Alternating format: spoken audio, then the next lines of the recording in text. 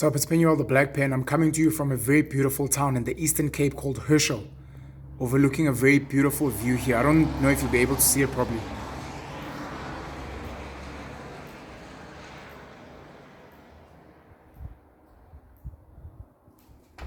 It actually gets better like when you travel further out.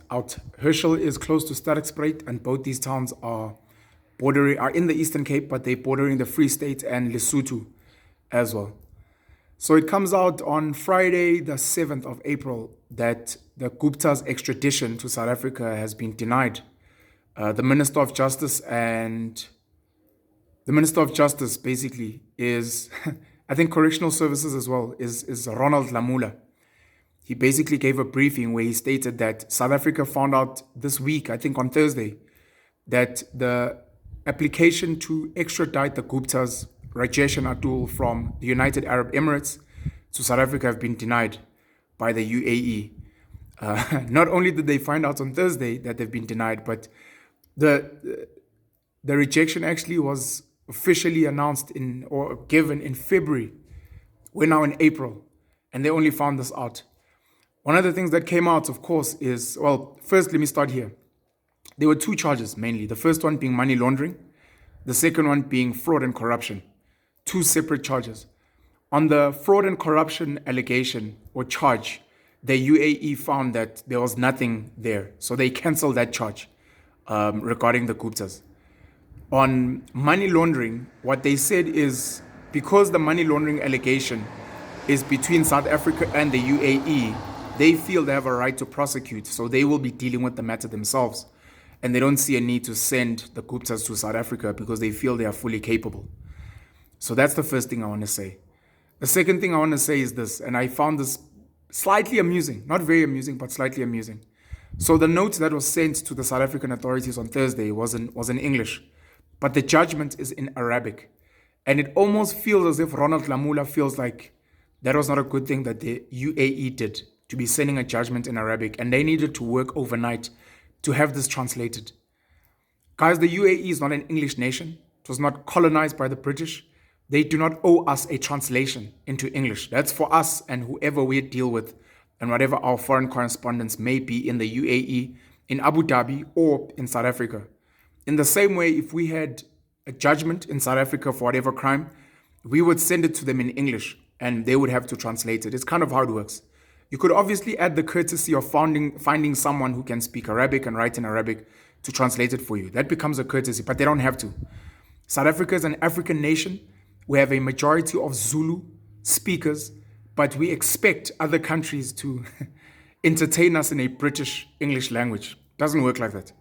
And we shouldn't expect that, and we should be thankful that they sent the judgment in the first place. Ronald Lamula and his team are not happy. They feel like the UAE, which is also under the United Nations, was not corresponding well from a legal perspective. They feel like they sent all the necessary requirements for the extradition, which was rejected. And they don't feel that, you consider April, February, the extradition was rejected, but we're only finding out about it in April. And not us, South African citizens, us as the Minister of Justice and Correctional Services and the South African leadership as a whole. Leaves a lot of question marks, especially if you've watched the latest documentary from Al Jazeera of the gold mafia, more specifically around Zimbabwe and Dubai. And it makes you wonder if the Gupta brothers have got relationships at the highest levels in the UAE, and maybe they're not going to face any justice if there is any justice to be served. From a South African perspective, we looked at the Zondo Commission of State Capture, and in that commission, there was no concrete proof. There was no concrete proof that the Guptas stole any money, laundered any money, were involved in any direct fraud and corruption. What was going to happen after they get extradited to South Africa is that a new case was going to start where people were going to try and piece together evidence, and there were going to be hearings to find out if these guys had committed crimes. It wasn't a slam dunk case. It wasn't a matter of we actually have concrete proof that these guys stole money, were involved in fraud and corruption, and as soon as they land in South Africa, they are going to jail because the proof and the evidence is beyond reasonable doubt, and it's conclusive. It's one of the flops of our justice system, or what we call a justice system. I call it a legal system because I don't think there's anything just about our system.